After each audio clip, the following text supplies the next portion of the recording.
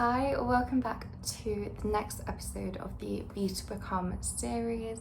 This episode is all about protecting your energy and how important that is to becoming the best version of yourself.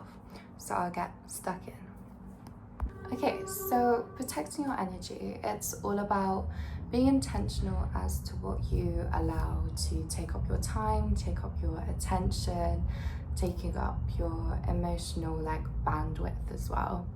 And it's not necessarily about shutting things out. It's more along the lines of just being a bit more aware and a bit more intentional with where your energy goes, because you want to feel energized rather than feel drained. On that note, it's important to really look at what drains you and also what is like a source of your energy. So whether that's hanging out with certain people, maybe you come back and you feel really energized, or there are some people and you just feel really drained. You just need to recognize that and maybe limit time with the people that make you feel drained. This also matters with your habits as well. Is there something that you're doing that makes you feel really energized, or are you doing something else and it's really draining your energy? It's just about trying to recognize what are your drains and what are your sources. Okay, so we've now figured out the foundation, which is just figuring out your sources and your drains. So the next step is to actually create boundaries that you can maintain. This is really crucial because it's just going to protect your energy, and I'll try and explain with my examples. So one example is you don't always have to reply instantly.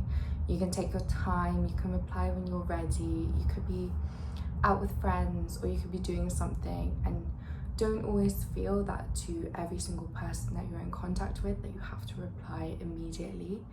Try and reply when you're ready.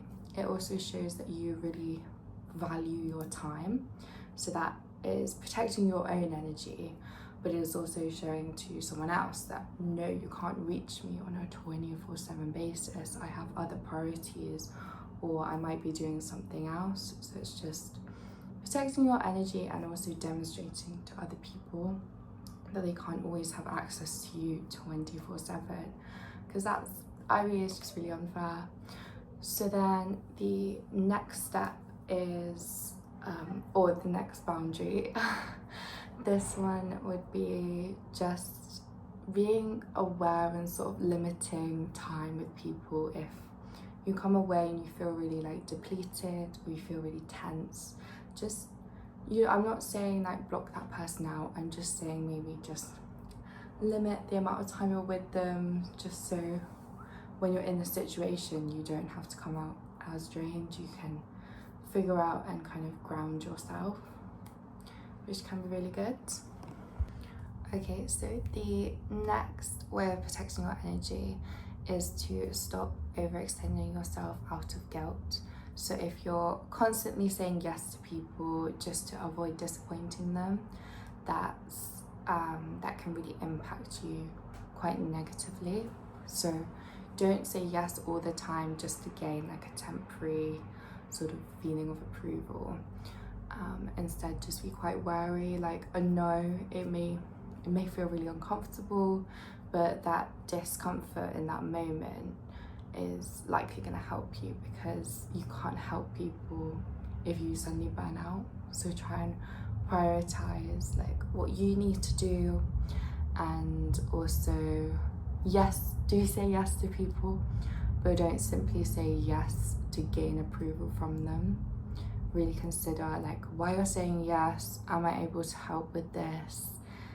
Is it we do sacrifice things obviously, but is the sacrifice sort of not just for an approval sake? Really try and think about it, and this is really one especially for the people pleasers. So just don't overextend yourself out of guilt.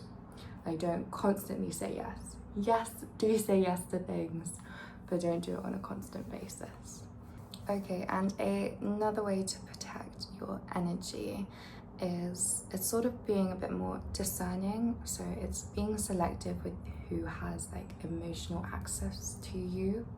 Like, not every single like person in your life needs the same depth and the same level of like emotional awareness, or like you don't need to discuss your emotions with everyone. Like, there are some friends that you have that are sort of, they're more surface level, like not in a fake way at all. You just don't really talk about deeper topics with them.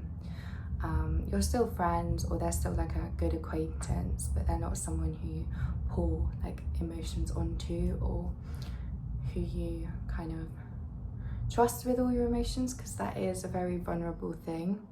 So just recognize that there are some friends who you'll have a lot deeper connection with and you will share a lot more, and then there's other friends where it's not, it's a bit more of a surface level. So it's just being a bit discerning about who you're giving all that like energy, because emotion is a lot of energy. So another thing I like to note is, don't always pour yourself onto other people like with all your emotions. Yes, it's good to talk things through. It's sometimes good to have like a little rant of like how you're feeling, but just consider maybe having a diary so you can process your emotions yourself, which can be really good, rather than suddenly going and seeking someone's approval or like their opinion, because at the end of the day you need to trust yourself the most, and you're the source of your own energy. So consider a notebook, maybe also consider therapy. But it is really lovely to have those friends who you can have that really deep relationship with. But just have discernment and recognize which friends you can share certain information with, and which ones are your more kind of acquaintance, surface level friendships. Okay, so as I've sort of covered, protecting your energy a lot is about protecting your time as well. But I would also say protecting your energy is also protecting your, like, what you're paying attention to, what you're focusing on. So it's really detrimental and very negative for you to focus your attention on like doom scrolling or constantly comparing yourself. So those are like two major things that you just need to be aware not to focus on too much. Another one is overthinking. I know it's easier said than done, but try not to overthink situations, like especially worrying about things, because you don't really know like what's going to happen. So like, why worry about something that is inevitably going to happen? I know in overthinking we get told a lot of scenarios that might happen, but just try and separate. Like, I saw some questions recently and I thought they were quite good, so I'm just going to try and remember them. It was like, try and think about the facts that you have and the way that you're feeling and sort of what you can control. So like, if you're overthinking about something, you might not necessarily be able to control it, but don't give it like ideas. Like, don't self-sabotage yourself, especially like don't put yourself down. Recognize the facts. If you're uncertain, like say you're dealing with someone that you like, if you're uncertain about how they feel, don't put like what they feel, don't try and come up with an answer yourself, because you don't actually know. Like, just consider what you're feeling, and then also like the fact of the situation, like where do you guys stand at the moment, and then you can find out what, like whether they like you or how much they like you. But just don't kind of put thoughts from an overthinking mindset into the situation, because there's like law of assumption, law of attraction, and the law of assumption is what you could assume could actually happen. So just really think, you don't want to put like worries into a situation, so try and not overthink it. Try and just remove your attention from the overthinking mindset. There are different steps, and I should probably do a video to cover overthinking, but I've said it already. I really think you should journal. Just get out your thoughts, get out your feelings, but then just consider what feelings aren't necessarily there, or whether you're worrying about something that you really shouldn't worry about. Okay, so with protecting your energy, you don't necessarily have to do a full-on reset.